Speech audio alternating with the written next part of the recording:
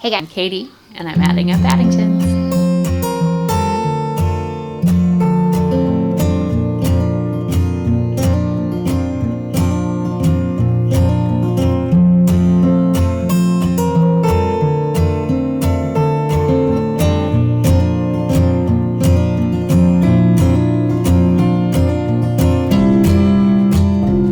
So if you are new here, welcome. My name is Katie. I am a mother of 8 kids. We homeschool. We are an adoptive family. We are former foster parents. I talk about motherhood and faith and all the things that go along with that.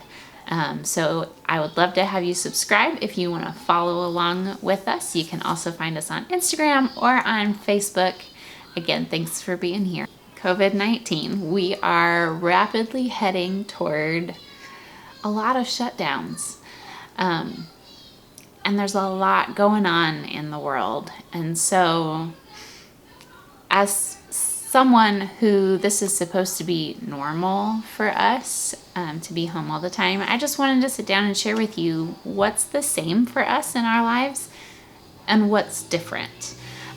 Because a lot of this is business as usual. A lot of this is normal for us, and our life at home continues on relatively uninterrupted. But it's not all exactly the same. I had another homeschooling friend of mine talk about it just feels weird. It feels normal and it feels weird. And that's a very accurate description of it. So much of our everyday life is just normal. It's just normal. But there are a few factors that make it kind of weird. Not gonna lie. So I just wanted to share that with you. What does it look like as a stay-at-home homeschooling family with lots of people in our house? What is the same and what is different? Now, if you are out there and you are scared or anxious or fearful, or you don't understand the news that's going on, I want to let you know that my husband has been putting together a twice a day briefing for his employees and his company about the news, kind of giving a concise summary of what's going on in the world, what to expect, and how it affects communities and businesses. And he's been putting that together for his employees twice a day. They decided to make them public so that anyone else who might find them useful could come to that. So if that's something that would be helpful or useful to you, you can find that at jmaddington.com/blog. But you can find those. Those are both in written blog form, and he's been doing a brief video twice a day. He is a very data-driven person. He enjoys the research and the compiling that goes into that. And so he has been having a great time putting together this report, and I find them helpful personally, and I have found that a lot of other people do. So if that is something that would interest you, again, jmaddington.com/blog for twice a day, morning and evening update and a concise summary of news headlines. For our large family of 10, plus we have a friend who lives with us, so there are 11 people in our house. What does our current state of social distancing look like? What's the same and what's a little bit different? So let's start with the same. First of all, kind of what we're eating and what we have on hand is not drastically different for us. Jonathan eats primarily vegan, and the rest of us eat primarily vegetarian. So that means a whole lot of beans and rice and vegetables. And so that is not different. Now we do have a little bit extra of those things stocked up. I would say we bought a couple of weeks before the panic buying started. We went out and we got about 150% of what a normal grocery run for us would look like. We did anticipate that there was going to be the need to stock up, but for us, those are normal things. Dry rice, dry beans, canned tomatoes in various forms, dry pasta, frozen vegetables are all completely normal things that we have on hand and we eat on a regular basis. Not even exaggerating, roughly a gallon of refried beans every week. So the foodstuffs that we have a little bit of extra, but they're all very normal. In fact, John posted on Facebook recently that he did it. He finally went out and bought 100 pounds of flour and half a gallon of teriyaki sauce because that's a completely normal grocery run for us. We do keep 50 pounds of both bread flour and whole wheat flour on hand. We use them all the time for things like pancakes and waffles and bread. And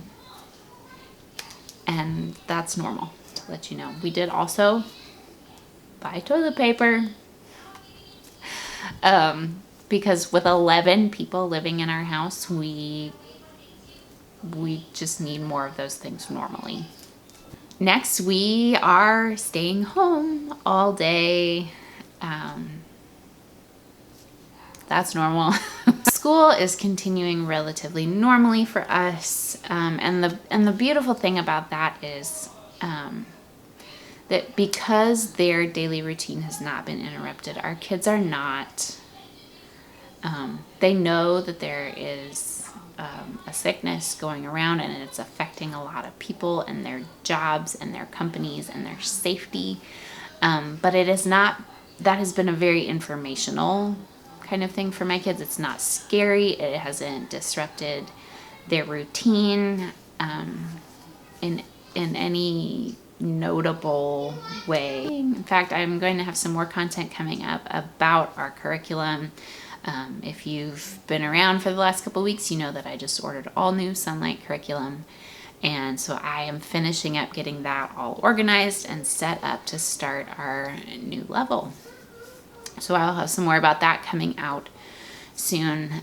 Work continues for my husband, and he actually has his employees on a schedule of who's allowed to be out on client sites at a time so that he doesn't risk having everybody exposed to something at the same time.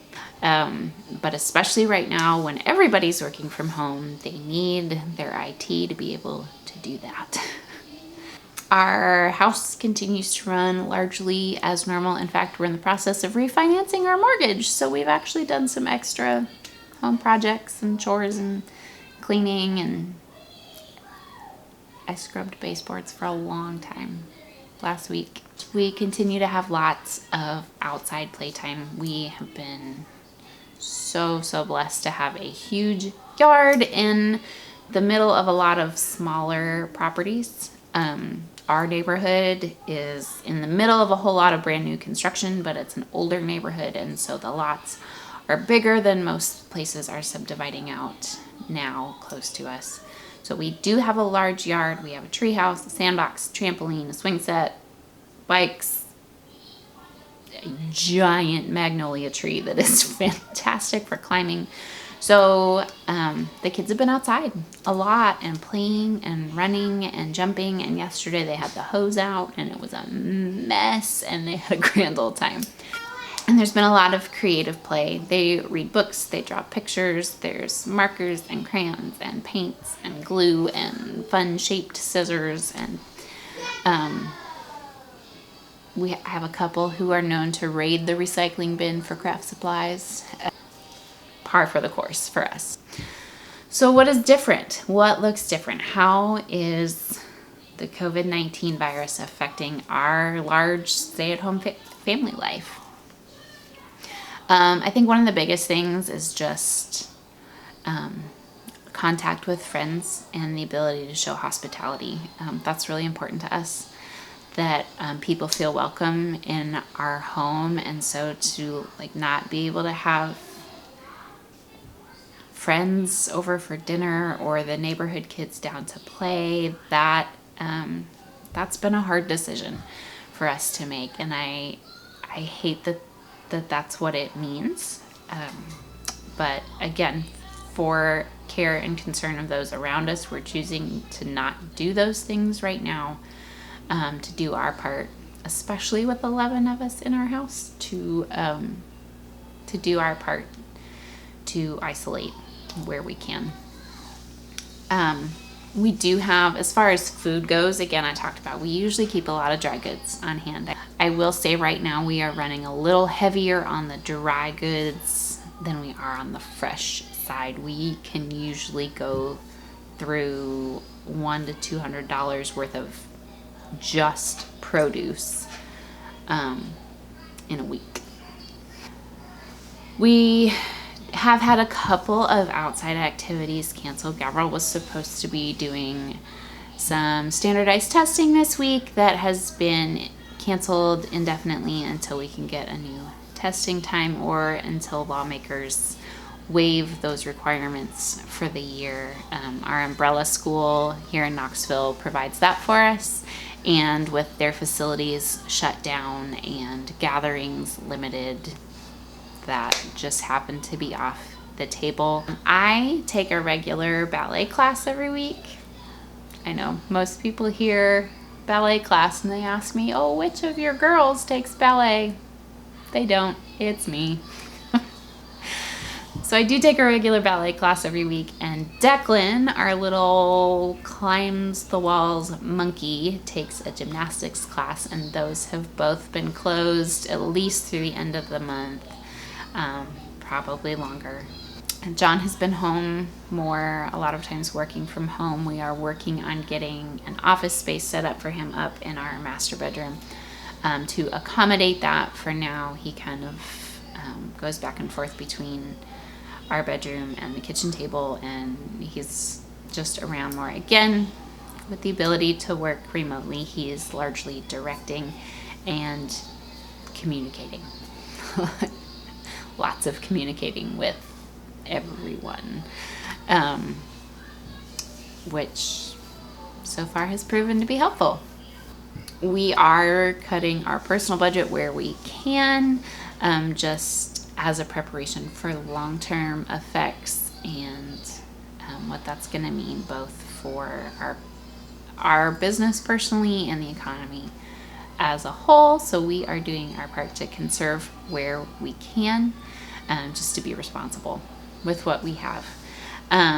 One of those ways is that we are, as the kids are running out of diapers and pull-ups. I have two who are full-time in diapers right now, one who is kind of potty trained but can't quite be trusted to not have something on. And then 3 who wear pull-ups at night. So that's a lot of diapers, which cost a lot of money and are in short supply right now. So as the kids are running out of their respective diapers, pull-ups, whatever, we are switching to cloth. I did cloth diaper my older 2 boys full-time as babies and toddlers, and so I have a huge stash that has been put away for the last several years. When we started doing foster care, which you can hear that story in my foster care story video if you would like to, I found myself with 4 kids full-time in diapers, 1 in pull-ups overnight, and I was pregnant. And time and my sanity took precedence over the practicality of cloth diapers. So I had put them away. I have contemplated giving them away several times in the last 3 or 4 years. But right now I'm glad that I still have them. So I have pulled all of those out. Elyonah is now full-time in cloth diapers. The middle 3 girls will probably be next. And then Carsten actually has the biggest stash right now. But when he runs out, we will switch him too. So that's where we're at right now with all the coronavirus madness. I'm sure that some things will change along the way. But as of right now, that's what's staying the same. And that's what's different for us as a stay-at-home family. We are taking this seriously, but we're not panicked or afraid. We are doing what we can to be responsible and preserving our resources and protecting those around us. but for the most part, our day-to-day life is relatively life as normal. Thanks for coming along. Let me know in the comments down below what is changed for you. I know that there are those of you out there who this is drastic in your life, and you have a lot of change. So let us know in the comments below how you are doing, how we can support each other, how I can pray for you. So thanks for following along. Again, make sure you hit that subscribe button down below to keep up with us. You can follow me on Facebook or on Instagram, and we'll see you next time. Bye.